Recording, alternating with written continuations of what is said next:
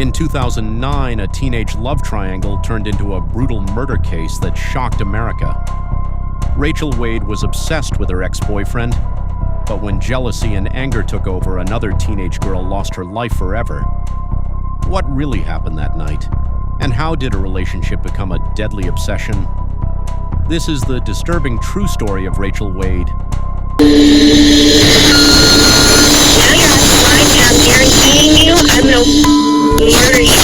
I'm letting you know that now. Because you know what? Josh might have played me, but bitch, I'm gonna play your ass out too. Watch. The case played out like a real-life version of Mean Girls. He is ugly. You're a fat bitch, and I'm going to kill you, I swear on my life. How do you account for that? I don't. I was basically obsessed with the chase of it all. Only this time, the rivalry and jealousy ended not in high school drama, but in murder. I said it because I was upset, and truthfully, I wanted to scare. Oh, I'm gonna show you psycho. I never had the intent on actually harming. And I'm guaranteeing you I'm gonna murder you. Well, maybe that's something that, one could dismiss as angry teenage banter, but not after you actually kill her. The next piece of information that you need to know is that she is dead.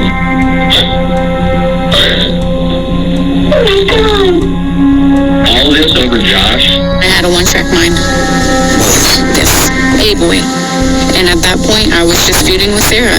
Two teenage girls fighting over one boy lead to one bleeding out on a suburban street in Florida. You're a Pinellas clock. Okay, what happened? Rachel! Just down here. And the other, Rachel Wade, convicted of murder. Rachel deserves a life sentence, Your Honor. For 16 years, she's always maintained it was self-defense, not murder, despite evidence to the contrary. There was two sides to it, and I didn't go after her. I did what I could to avoid it. If self-defense means you have no choice, right? But you had plenty. You're right. What did you do before you left Harmon? I grabbed a knife. It's not self-defense if you're out in the streets with a weapon. Now, would she finally come clean? Do you accept that you murdered Sarah?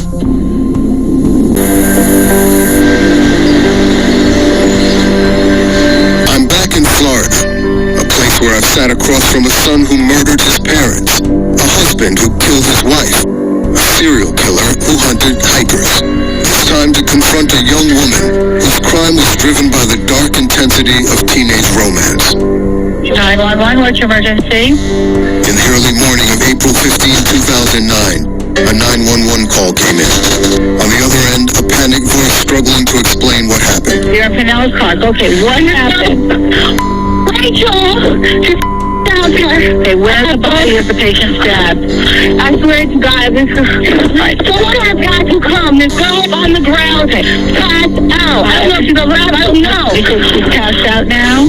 I don't know. She's like coming and going. Sarah, stay with us. Yeah. A simmering feud between two teenage girls over a boy finally exploded when 19-year-old Rachel Wade stabbed 18-year-old Sarah Ludman twice, the second blow piercing her heart. As emotions flared, Rachel's arms remained crossed. She's accused of stabbing Pinellas Park student Sarah Ludman to death. Both girls were engaged in a vicious internet battle over another teenager. Rachel Wade stuck to her story that she stabbed Sarah Ludman in self-defense. Despite her conviction for murder a decade and a half ago, Rachel Wade has always claimed she stabbed Sarah Ludman in self-defense. I did a self-defense because I got attacked. She grabbed me by my hair and I was flailing my arms. A claim she bolstered over the years in legal appeals. Deep in the swampland of Central Florida, at Lowell Correctional Institution, Wade, now 35, says she's ready to open up about the crime. And I wonder if she'll finally take responsibility for murder. It's been, 16 years since that fateful night? No doubt you're older and wiser now. We wanted to talk to you today to try and understand the mindset and motivations behind your actions in this case. Why did you want to talk to us?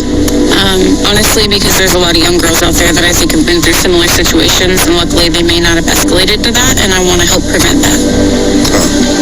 I want you to help me understand that teenage Rachel that got you in all this trouble. trouble. Help me get inside her head, okay? From the record, it sounds like life started off just fine for you. And you had two hardworking, loving parents. Yes. Very supportive. Yes. Always have been. And it showed. In grade school, at least, you were regarded as a very bright, promising girl. Yes. The only criticism that I saw from your teachers in the record is that you were overly social. I was extremely social, yes. But in high school, Rachel's behavior started to go seriously sideways. Now, teenage rebellion is common, but you really, based on the record, seem to have taken it to an extreme. Yes. Right? Is that fair?